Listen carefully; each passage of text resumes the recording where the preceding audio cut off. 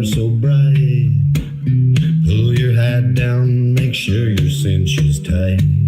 Horses kinda snuffy, cold chill up your spine. You'll get your ass moving, son, we're burning daylight.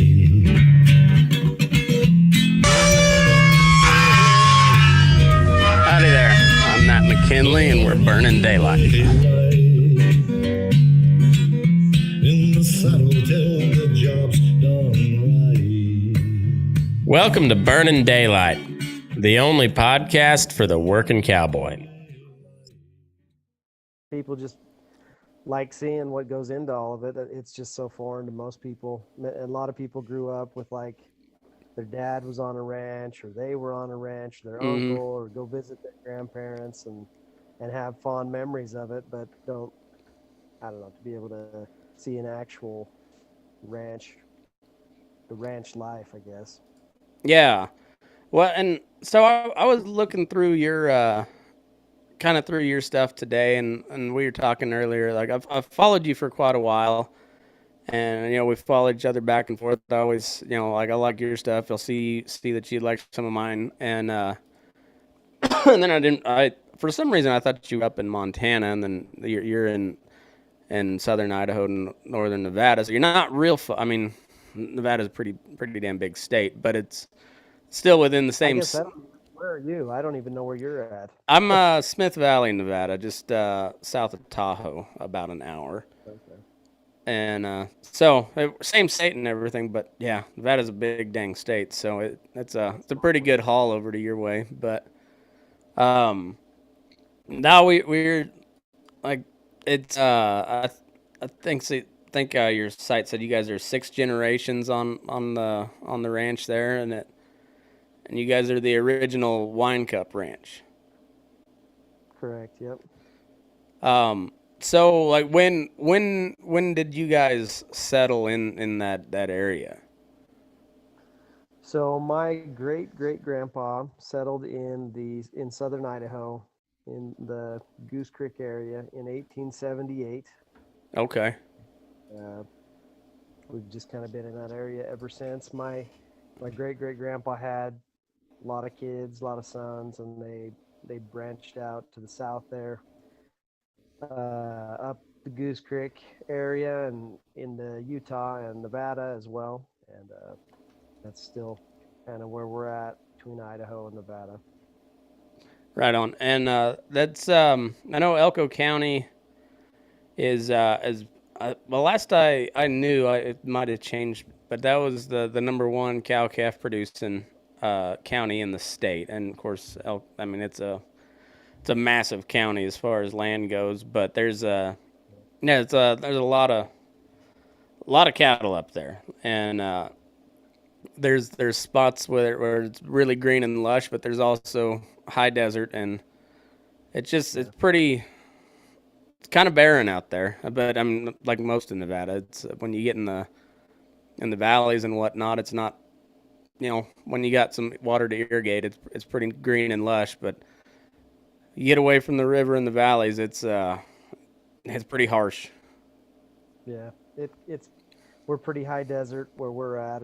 There's a lot of rocky, steep. Wouldn't be great for much besides cows or maybe sheep, I guess. But yeah. So how big of a family did you have growing up? And I'm talking like your, aunts, uncles, cousins, and everything. I'm just there's a lot of similarities between like the Scotch-Irish families, the Mexican families, the Mormon families. It was just we need a lot of kids to help around here, so we're gonna make a lot of babies real fast, and then we've got a lot of mouths to feed, but that also we got a lot of people making food for us too. So it's I'm guessing you had a lot of first and second cousins. Yeah, and like I say, where my great grandpa settled here, there's a lot of extended family. I've got a lot of first cousins, second cousins, third cousins, fourth cousins, fifth cousins. There's a lot of cousins around. I'm related to a lot of people in the area. I'm the oldest of 5 kids. My dad was family of 5 kids. I have 6 kids, plenty of kids, I guess.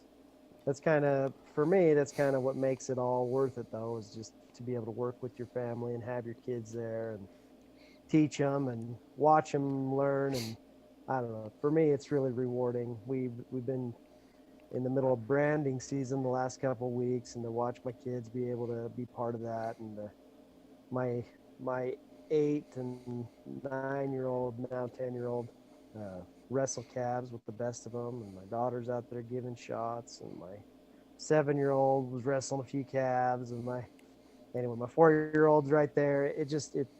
It makes it all worth it for me. It's kind of what it's all about, to have my kids there and share that with them and teach them, and it just makes it all worth it for me. Yeah, it's well, it sounds like it. I mean, 6 generations. That's pretty rare anymore. I mean, it's there's a lot of people that love to say that they're 5th, 6th, 7th generation, but truth is, like, just most operations don't last that long. They change hands at some point, and six generations. It sounds like you guys are going pretty strong. That's pretty impressive.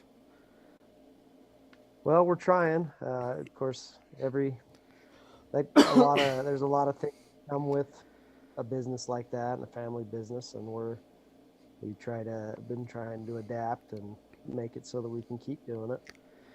Yeah, I see you guys are selling some beef on your own. Is that more of a side project, or is that something you're looking like to base your entire operation off of in the the years going forward? I think as much as we can, we want to move that direction. I think that's kind of the way that the market is going. I think you got the big packers that it takes such a big chunk, and anytime that you can take that back and get rid of some of them middlemen and handle it yourselves, if you can find a way to market it, I think that everybody ought to be looking towards doing more of that. Whether we'll get all of our calves processed through that or not, I don't know, but I think we're gonna push as hard as we can. Yeah, I think it seems like just I mean, glancing through your website and everything, like, you've got pretty good bundles lined up and whatnot, and like, how have you guys done on shipping stuff? Have you been able to sell quite a bit locally, or are you has the shipping been an issue? I know a lot of people have encountered that anyways. Yeah. Of course, we've only been shipping for about a month. Oh, okay. A month. And but so far it's been good. Everybody has gotten their beef frozen and looking good anyway. Haven't had too many issues with that. It's expensive. That's the problem, is that it's so expensive to ship. Oh, Just man, the freight on it is so expensive, and then your dry ice and your box and your insulation and all. It's just expensive. Yeah, everything nowadays is just outrageous expensive. But I'm coming up on 3 years of doing this. I remember, early on, I was only a couple months into to recording these. I started kind of pounding the table that, because it all kind of, I don't know if you remember, but it was like the Western Ag Reporter. I think that's what it's called. It's that publication up out of Billings, Montana, and like the Goggin family that runs it. But they started that Fair Cattle Markets campaign on Twitter, trying to get Trump's attention when he was in office to maybe move something towards. I don't know if that was also kind of the problem with it. It wasn't very clearly defined what they were trying to accomplish. But that's kind of when I waded into this whole debate, because really since I'd left college, I've been the hired man, whether it be at a feedlot or a ranch or whatever, and had done some of the managerial stuff. But as far as like looking at the market, I really hadn't paid that much attention to it, because I was getting paid either way. They weren't my cows. And then I kind of waded into this debate because I had some people ask about it, and Man, what a mess that turned out to be. Like everybody can basically agree that the rancher's getting screwed, but I don't think there's two people in a group of three, or a group of 10. There's probably not two people that agree on what the ideal solutions should be, and so therefore just nothing has changed. And I uh, I kind of saw it from early on that, like, until there's like a big push to just not sell those packers your cattle, nothing's really going to change. I don't care what happens on the legislative front, but until they're having to scramble to actually purchase cattle, I don't see it.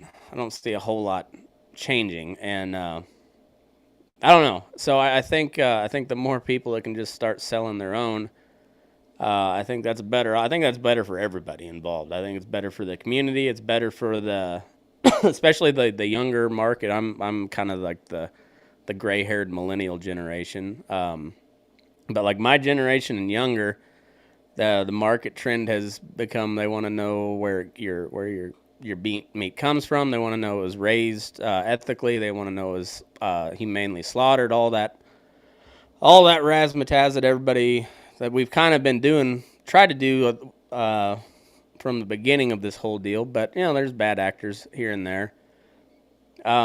Yeah. But I think there's not a better way to just build up our way of life than selling our own end product. At the end of the day, that's the best way you tell your story. Yeah. And that's part of why, well, that's the main reason why we build up the Instagram uh, uh, page, is just to be able to show people like the day to day, like this is how the steak that I sent you, this is what I did today to make it. Yeah. I'm irrigating these fields, and the hay you saw me feeding a few months ago that I show videos of, this is where it comes from. I grew it right here, and I watered it just like this, and my kids and I hauled the siphon tubes around. We put the dams in, and that's what grew the hay that grew the cow that raised the calf that Mm-hmm. is the steak it's got. And so far, I mean, the response has been pretty good. People, I think it makes the steak taste better. I think it's good beef, but I I think was that I'd say you definitely where it's from. you're selling grain finished beef. I saw. I don't think I saw it mentioned anywhere, but you can tell with that amount of marbling and the white fat, it looks like really good beef. I mean, it's Yeah, that's almost the easy part nowadays, is making good beef. It's everything else in between. Like the product's pretty consistent at this point. The genetics have got to where, like, we've made a really good product here in the U.S., and it's the marketing part that seems like, even though we have no problem selling it, it just seems like we're always fighting an image. Even though I think last I saw was like 95% of the country eats beef in particular. I think it's like 99% of the country eats meat, and 95% of the country eats beef. But for whatever reason, we've got that stigma around us that PETA's done their best to drag her name through the mud, and then there's been some actors that haven't helped our cause at all either. And yeah, I think we got really, as a as a business, I guess, the cattlemen in particular got really complacent on just taking their calves to the sale or selling them on the video auction or whatever, and expecting just to kind of make do every year. And then, like, I just haven't seen a whole lot of operators really shift to like to meet the market. They haven't, like, you're now starting to see a lot of people on social media, but boy, there was a lot of people that were slow to the game on that. And I think you guys are a good example of the response you can have, especially if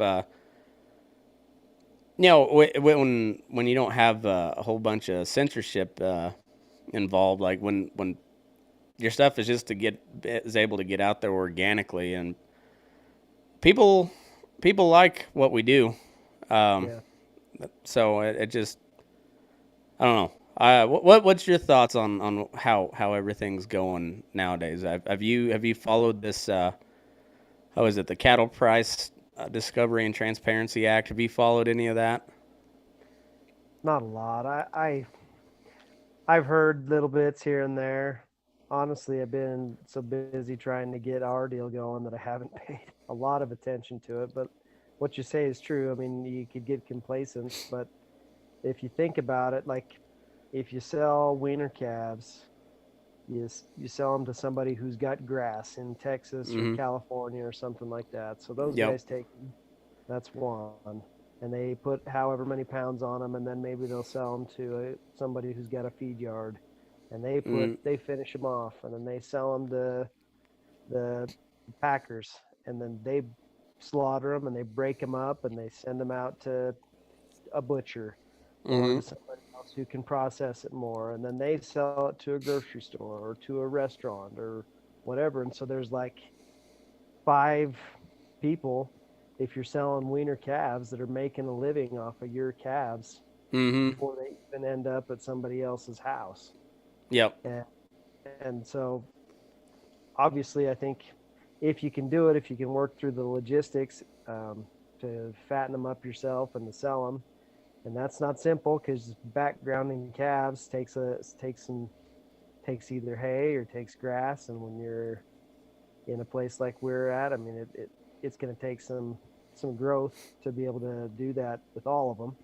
Yeah. But anyway, if you can get through the logistics of that and get through the logistics of marketing, then I think you can make it work. But there's a lot of logistics to get there. But Oh man.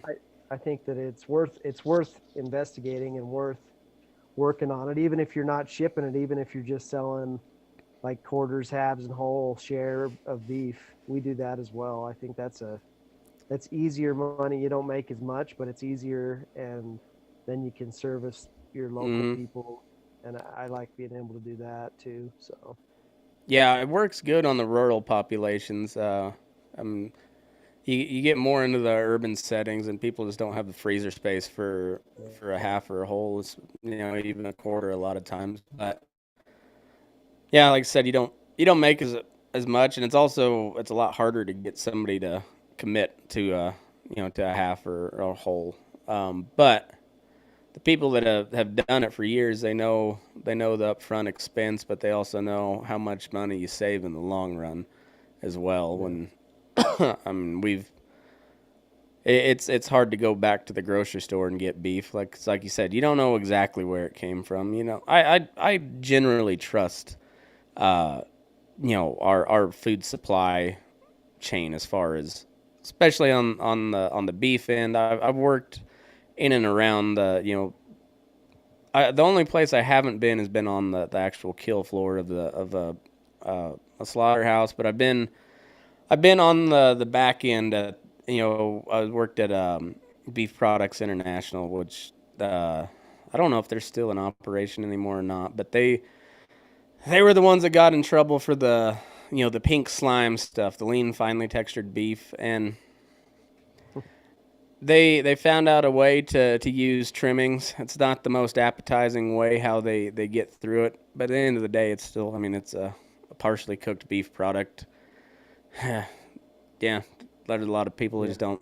It's not real appetizing to look and see how the sausage is made, so to speak. But sure, at the end of the day, you use every part of that animal, and it's part of the reason why we got real cheap hamburgers all across the country. And like I said, generally I trust all of that.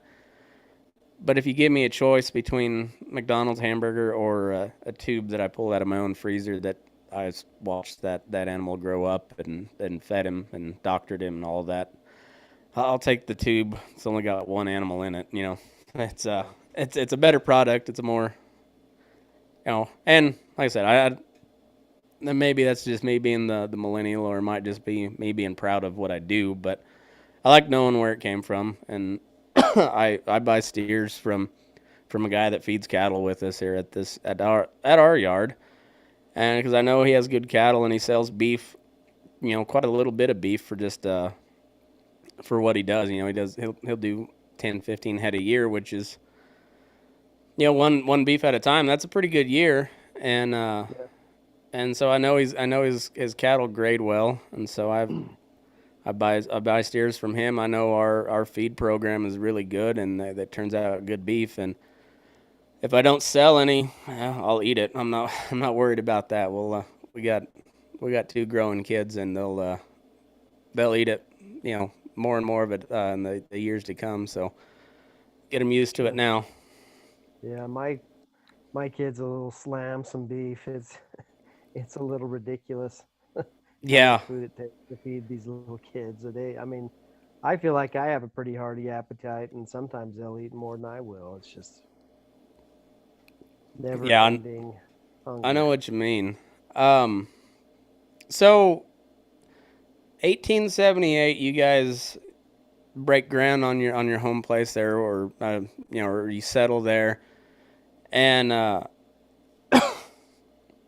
so that would have been you'd been in, I guess I wouldn't say like the later stages of the Mormon Exodus, but it'd been, yeah, like Salt Lake City was well established by that point, and a lot of Utah was, I wouldn't say well settled, but there was a lot of settlements into Utah. And Mhm. what kind of drove your family into to that part of the world? It was just expanding out from the Salt Lake Valley, or So my great great grandpa was not part of the Mormon oh, church. okay, He was on his own. He immigrated from Germany. okay. Um, I'm not sure exactly on the dates, but quite a bit before that, and landed in New York and ended up coming around Cape Horn and made it to California. And Oh, that's he took the long way around. yeah, he did. I don't have any firsthand sources on it, but there's secondhand sources saying that he used to talk about how crazy of a journey that was to come around I the can horn. imagine. I uh, So I had to read that. I forget the guy's name, but the book's just called Hawaii. Shoot, I can't remember his name, but he did like he's the guy that wrote Centennial, and he had a whole series like Texas, Oklahoma, Montana, and they're, I mean, this book was like 1,300 pages long, but they you know, he went through that whole ship voyage around Cape Horn and everything, and then because Cape Horn, South America, it's like Cape Good Hope is South Africa, I think. But either way, both of them were kind of the same. I mean, especially down there, South America, because you're only a couple hundred miles from Antarctica when you go around the tip there, and yeah, there was talk like there's times where ships would have to wait like months on end before the weather would let up to let them go through there. That you had to be tougher back then. You just you didn't have much of a choice. yeah, it was a different kind of people for sure. He did that and then went and tried to do a little mining. Mm. Decided he didn't like that, so then he got some cows and started providing milk and beef to the miners. And then decided he'd go try it somewhere else, and he made it into Montana, or excuse me, Wyoming for a while. And then I think he even was in Montana for a bit, but then came through southern Idaho on his way back this other direction and decided he liked it. Ended up coming over here. And then my great great grandma's family were part of the Mormon pioneers, and they got sent up from Brigham Young to settle this area Oh, okay. like 2 years after he had settled here. And so my great great grandpa actually predates the Mormon settlement here by a little bit. So That's yeah. So he was there because there weren't really any settlements in that part of the world. There was you had the Willamette Valley up in Oregon, and oh, you had like a few forts and stuff up in kind of like central Idaho, but yeah, yeah, that part of the world there it was mostly Indians. That's about it. yeah, yeah. There's some record of him having to coexist with Indians a little bit. There being I don't know all the stories, but it sounds like there was a little bit of an uprising there, and A lot of people left, but he ended up sticking around and figuring out how to be with them. You So know, it's funny how different. Like I'd say the Mormons did it as good as any of the other white folks when it came to like getting along with the Indian tribes. I mean, I'm not saying they had a great relationship, but compared to basically the rest of the white settlers, that's about as good as it got was the relationship between like the Paiutes and the early Mormons. But I think the in particular Brigham Young realized like we can't just exterminate all these people. We don't have enough of our own people, so we got to figure out how to get along. And then of course there's the whole the Lamanite uh, deal with from the Book of Mormon and everything. So that played a part into it as well. But I don't know, just from a historical standpoint, that seemed to be like one of the less contentious relationships among all the white settlers and the Indian tribes during the westward expansion. yeah, I Um, don't know too much about all that history, but yeah, I mean, seems like they got along as good as anybody did, for yeah, sure. that's what I'm saying. I don't think they had just they weren't best of friends, but they sure fared a lot better than other settlers. And um, no, it's interesting. So, um, what kind of cattle did your family run back in those early days? Herefords, they're up until I was pretty young, and maybe just a little before that, it was a straight Hereford. Yeah, were they horned? I would assume Yeah, yeah, that yeah. was They kind of were. common in a lot of different places. They and I'm assuming like just about everybody else, you've moved into more black-hided cattle. Yeah, Uh, we still have quite a bit of Hereford in our cow herd, mm, uh, but most of our bulls these days are Angus, and yeah, a lot of the cows are Angus. There's a lot of Bolly cattle, a lot of redneck, blackneck cattle. yeah, yeah. That the Angus is a really good herd, but boy, they had just an excellent marketing team, and Yeah, they successfully shifted the entire cattle industry to black hided. But there's I don't know, that Hereford was a good breed. The horned Hereford's yeah, a pretty good old mama cow. yeah. Like you say, the Angus people have done an awesome job because you even go to McDonald's and they say Angus burger, and you're thinking, Mm-hmm. man, this is going to be something different or special. But I mean, maybe it's Yeah. good. Maybe it's the anyway. They did a good job, and for that reason, the buyers like them more, Mm, and so that's kind of what's driven it a little bit. But they have good cattle. I mean, the genetics are good. So yeah. It's I guess you guys get an. I assume it gets pretty hot up there at times, but you guys are known for some pretty cold winters up in that part of the world. So, um, there is there a lot of eared cattle around that part of the world, or is it mostly kind of English no, continental stuff? yeah, there's not a lot of ear in this part of the country. There I you'll didn't. I see wouldn't some figure you there, guys but are far enough north that you kind of need some. Yeah, yeah. that's kind of what I was figuring.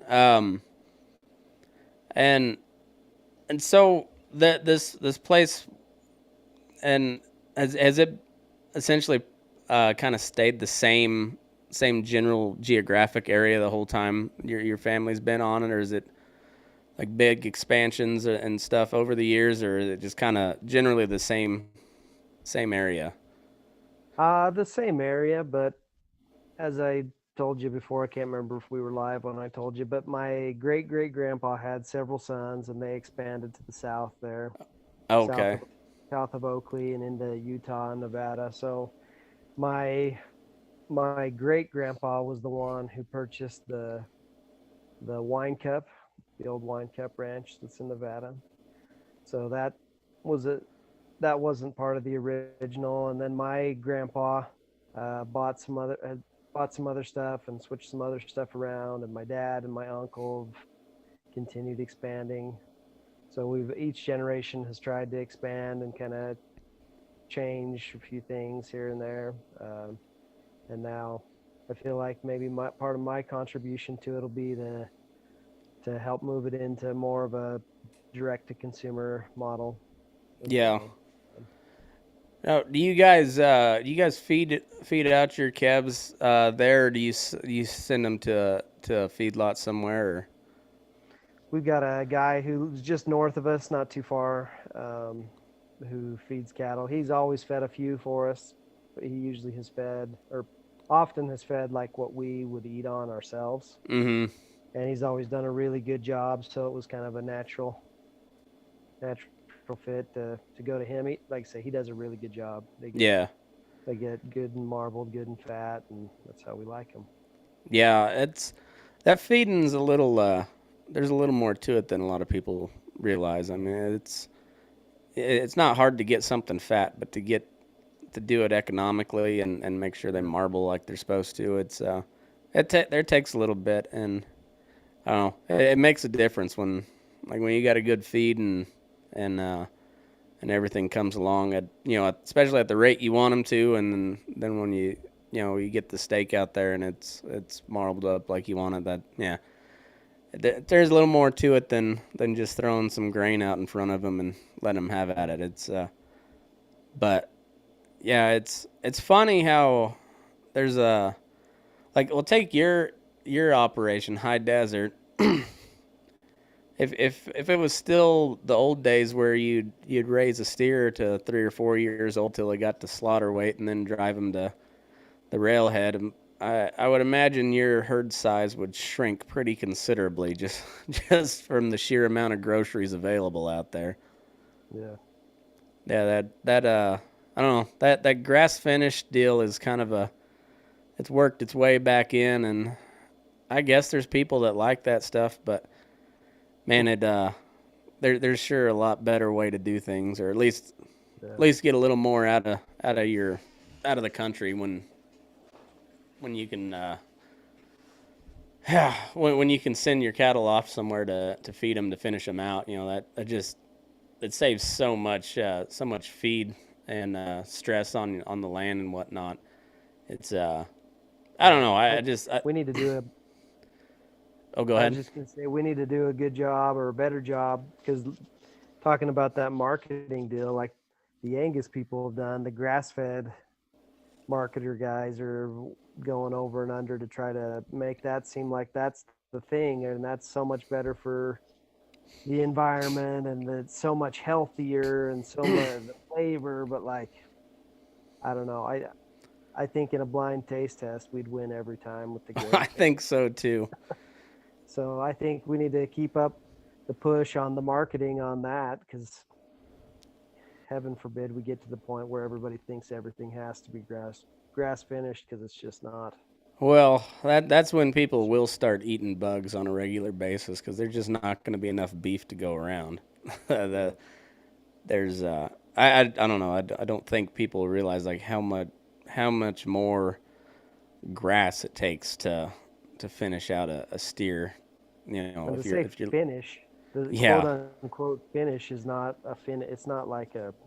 It's not like they can grow and be as big. I mean, I don't know.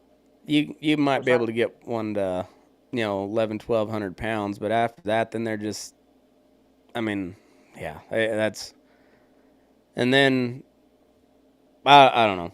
If that's your thing, that's your thing. But it's horribly inefficient, and I don't think it tastes all that good either. yeah. Well, If to each their own. There's people who like it, and whatever. I don't care. Yeah, well, and yeah, it's not to disparage anybody that raises grass fed, grass finished, all that. That's as long as people are eating meat, that's a good thing. I think we've figured out a pretty good way to feed and produce cattle, to produce good high quality beef here, and I think the whole packer consolidation and the vertical integration deal is a real problem that going to have to be addressed in some way or another.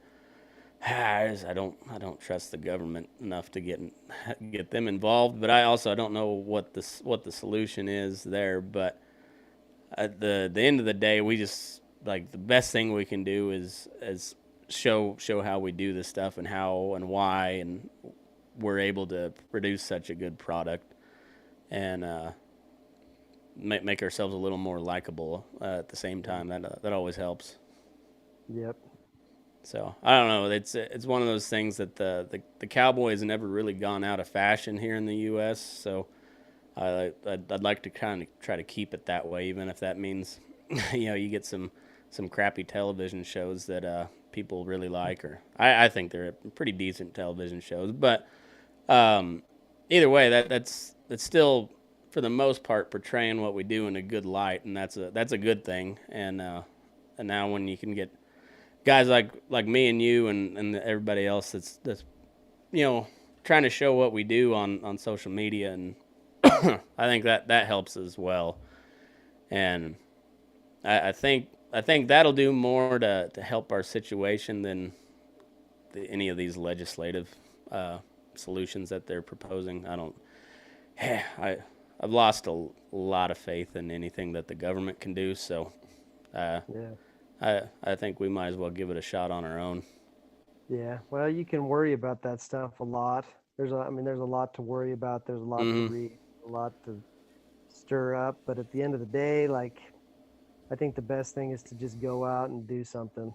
And Yeah. I mean, you can only control what you can control, and you can only your sphere of influence is your sphere of influence, and you can grow that. But anyway, can't go outside. Yeah. Well, so on your place, you guys get you have like cow camps way out in the middle of nowhere, and I assume like a lot of your stuff is on grazing allotments and whatnot, just being given the lay of the country out there. So I imagine you guys are a long ways from anywhere. Yeah. The Wine Cup ranch that's there in the northeast corner of Elko County is probably 45 miles from the nearest town. 42, 40. There's a town in Oakley, or in Idaho, Oakley, and there's Jackpot, Nevada, and there's Grouse Creek, Utah, and it's at least an hour to get to any of those. Yeah. So that's pretty out there. But we have a house and we stay. I've been staying out there quite a bit ever since COVID hit, and they canceled school. We just went to homeschooling. So we've been able to stay out there for the last couple of years pretty consistently, come back on the weekends. Of course, this shipping beef thing has kind of wrecked that a little bit because we got to be in town to ship beef. Yeah. But anyway, so yeah, it's pretty out there.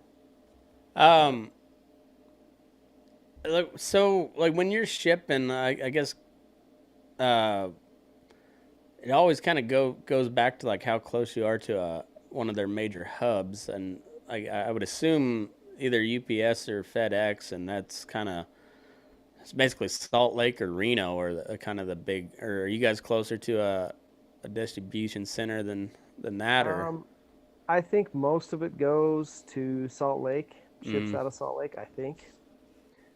There may be some out of Boise. Like okay. Some of the Pacific Northwest might go through Boise, but it's not like an airport hub, but I guess I call it a hub. I don't know what the proper term is. They're about a half hour north of us. Okay. So I take the boxes and drop them off there. Okay. They get right on the truck that heads to the airport. So, okay. So yeah, so you got a pretty decent outlet there. That's handy. I know. I know a buddy of mine I grew up in southeast Colorado, and him and his wife are selling direct to consumer, and they've mostly just done local and like farmers market and stuff. They're kind of local and semi-local, just because they're so far away from a shipping hub that it just shipping's just even more astronomical down there. And I tell you what, that was one thing Brigham Young had figured out was logistics. He was a master of that stuff. He whether it was the railroad or I think he had a couple different mail services that that him and the Mormon church elders had started. Like that guy was a master of logistics. From what I've read about them, they just I don't know. That stuff's pretty important when you get out into you know Utah and Nevada and Idaho, and where it's just a long way to anywhere.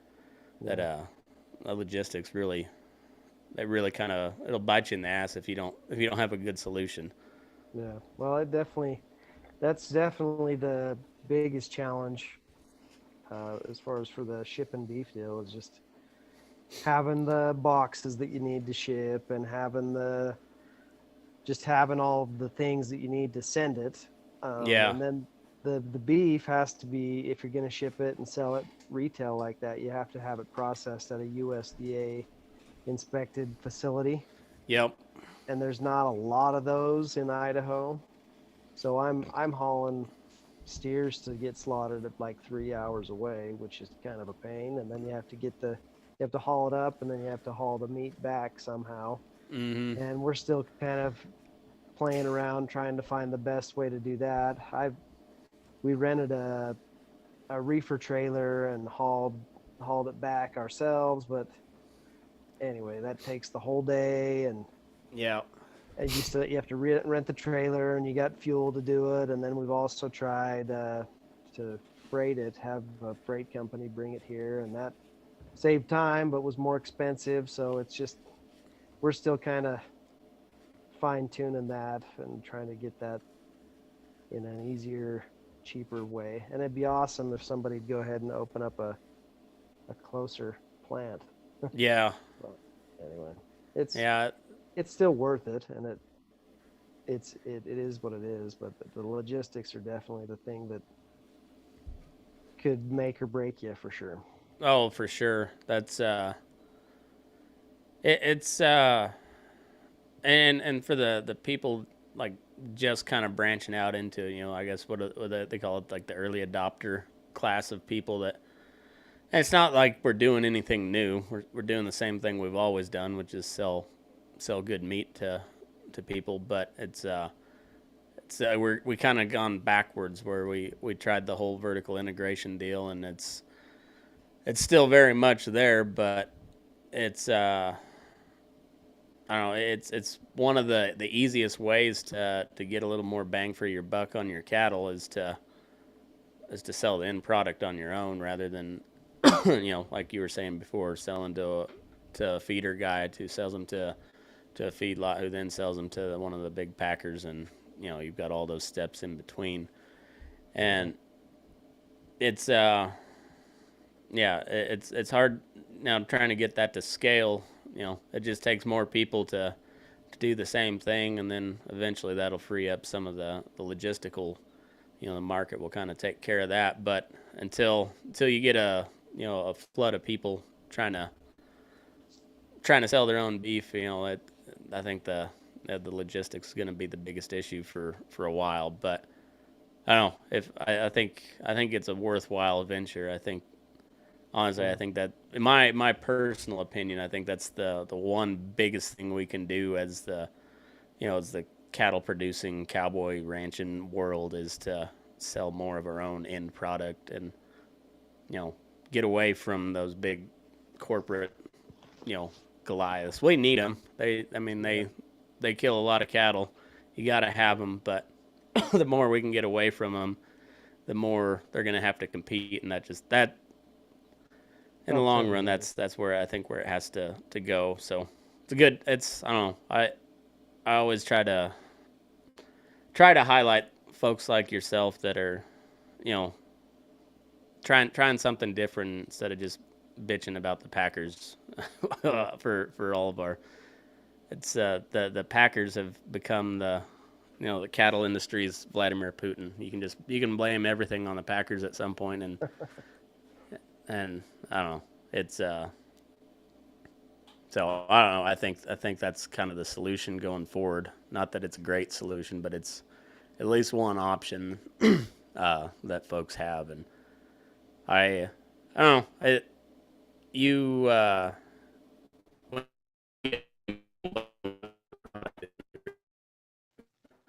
good product it is, then the word of mouth has always been the best advertising there is, and once that happens, then you're out of beef, and you're telling people to hold off. I got to wait a couple months until I got anything ready, and then you have a whole new set of challenges then. But those are the good challenges.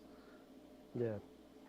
Well, may we have those kinds of problems. I mean, it's a new business, so it takes time to grow up. But like I say, the response has been really good, and though I've had a lot of people reorder, I think you have you show how it gets made, and you share that part of the story with people, and I think it makes the beef taste better. I mean, I like knowing a little bit about the beef I'm eating. Yeah. So I think other people enjoy that, and if it's good beef and they feel like they could take part a little bit and just a tiny bit in the raising of it, then I think that it helps. It's good for everybody. Good for everybody to know where their food comes from, and Yeah. good for the producer as well. I think so. I think on our end, we've not done a great job over the last 50, 60 years or so of like keeping the urban population in touch with the. I think that may have been the biggest issue between people throughout history is just the rural versus the urban.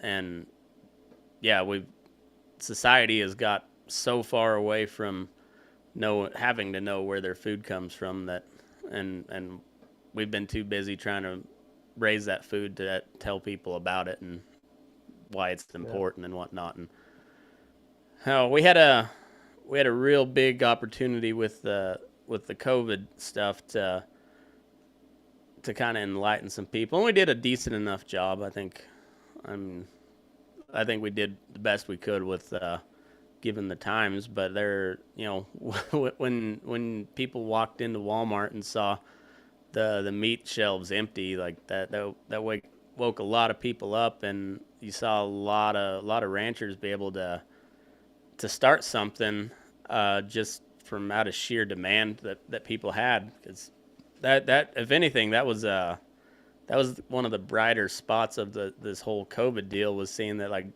not only do people still want beef, but they're willing to go talk to a rancher to get some too. And I saw a lot of people that I knew from urban areas posting on social media, where can I get some steak? And the good thing was there was a lot of ranchers saying, "Hey, I got you some." Right here. And so I don't know. It was a good. It was a terrible situation, but there's always some good that comes out of stuff like that, and I thought that was one of the brighter spots of it. Yeah, I agree. I think it opened a lot of people's eyes to some of the weaknesses in the supply chain and in their own sourcing of food. I think a lot of people started growing more gardens. I think made people want to hear more what the ranchers and farmers had to say, and I think it's important to just get good information out there. I think there's so much crap out there that just putting good information out there, and there's going to be some crazy vegans that want to come and talk crap on the page, but I honestly try to answer any questions that are asked. If people are asking questions, I try to answer them, because I think there's people out there who just maybe, like, for example, I've been posting branding stuff, and I've had a few people just asking why don't you just tag them, or why don't you microchip them, and it's a good opportunity to be able to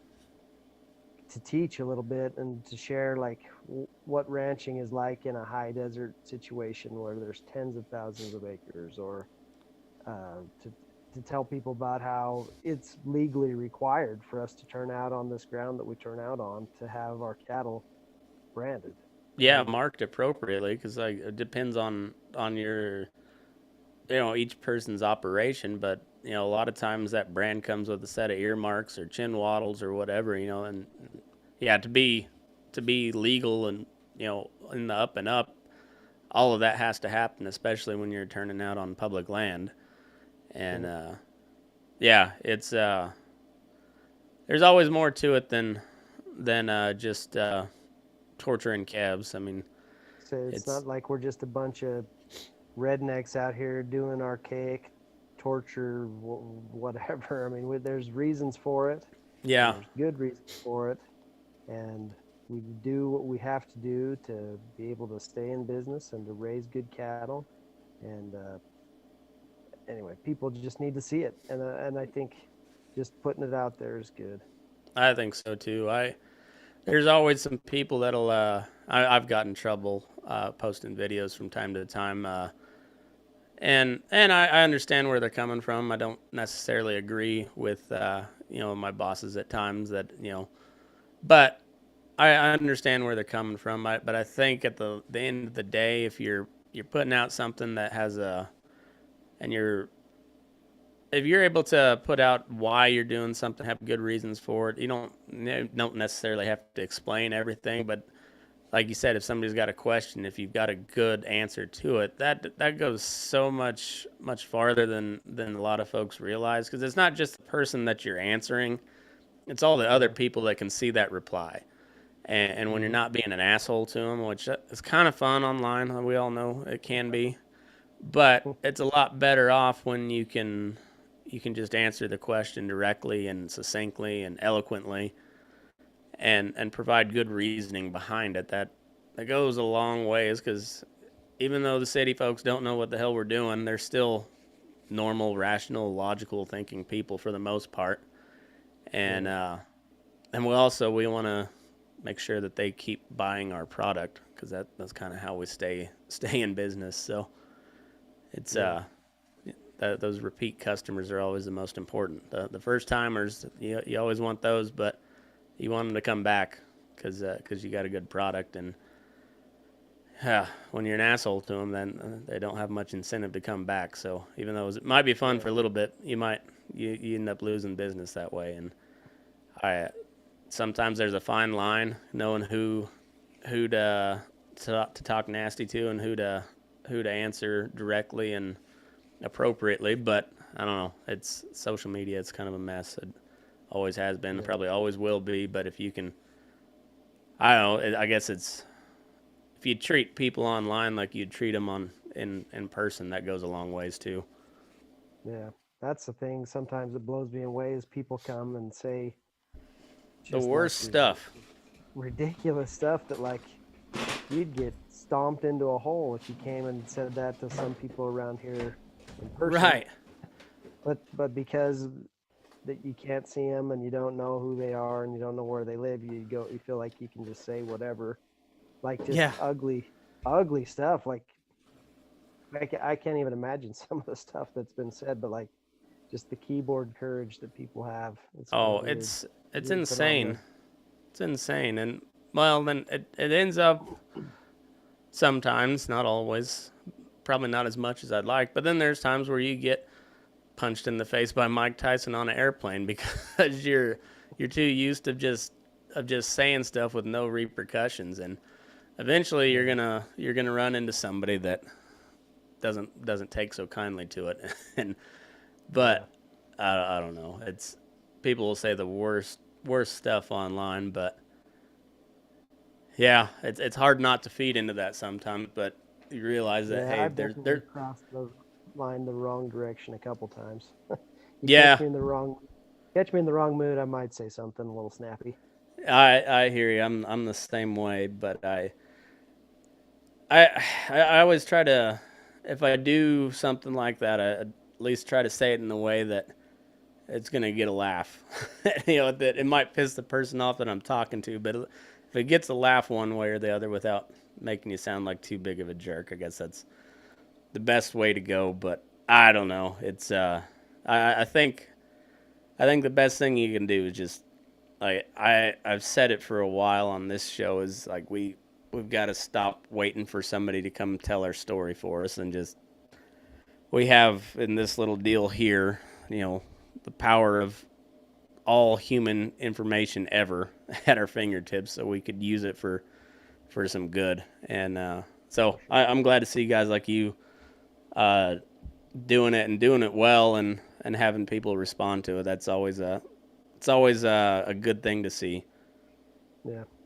Well, it's been fun to do and been fun to meet lots of cool people. I mean, there's a lot of people out there who are just legitimately interested in the life and interested in knowing where their food comes from. And I've made a lot of really good friends with people just chatting, just asking questions. And some of them have become customers now, and it's been a good experience to be able to talk with them and to teach and to just meet good people.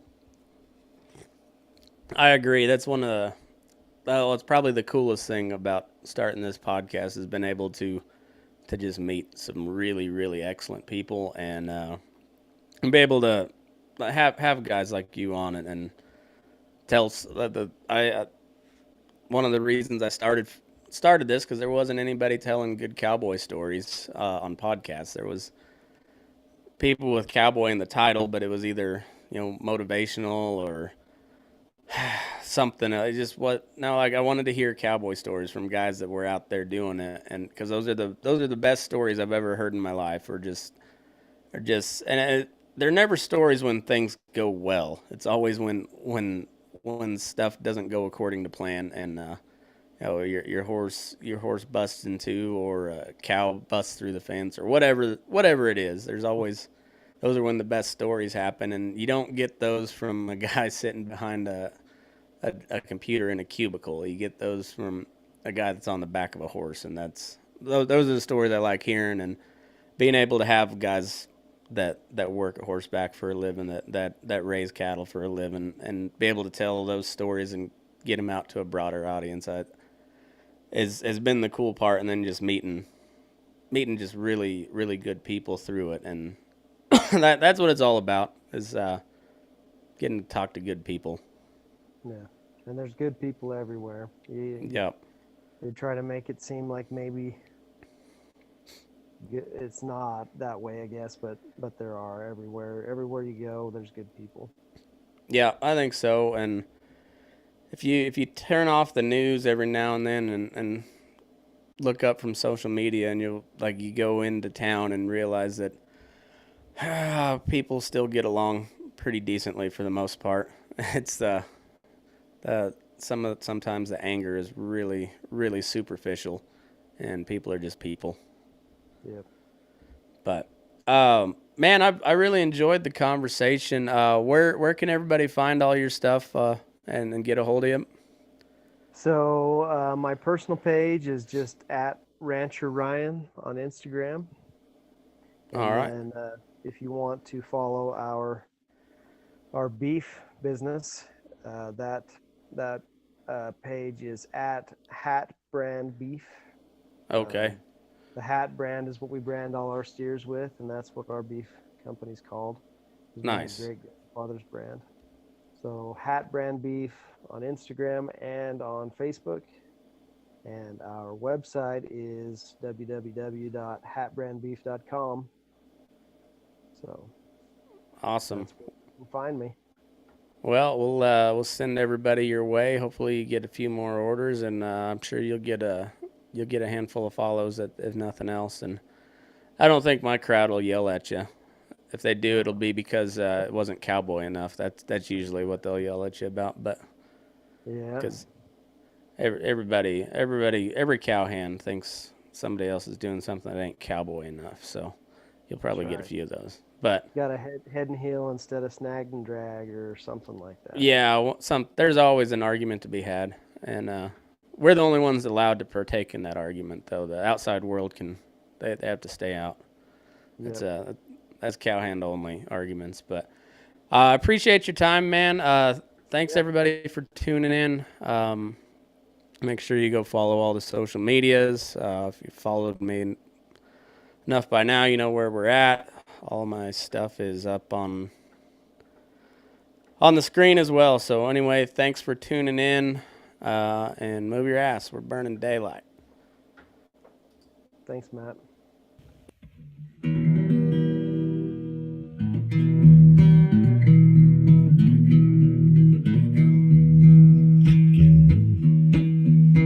Your eyes up in the morning, beneath the stars so bright. Pull your hat down, make sure your cinch is tight. Horses kinda snuffy, cold chill up your spine. We'll get your ass moving, son, we're burning daylight. Burning daylight. Burning daylight. In the saddle till the job's done right.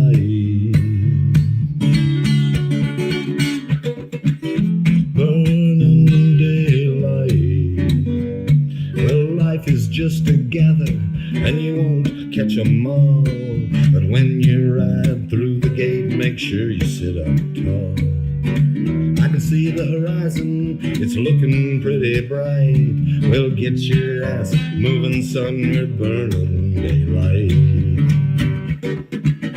Burning daylight. Burning daylight. In the saddle till the job's done right.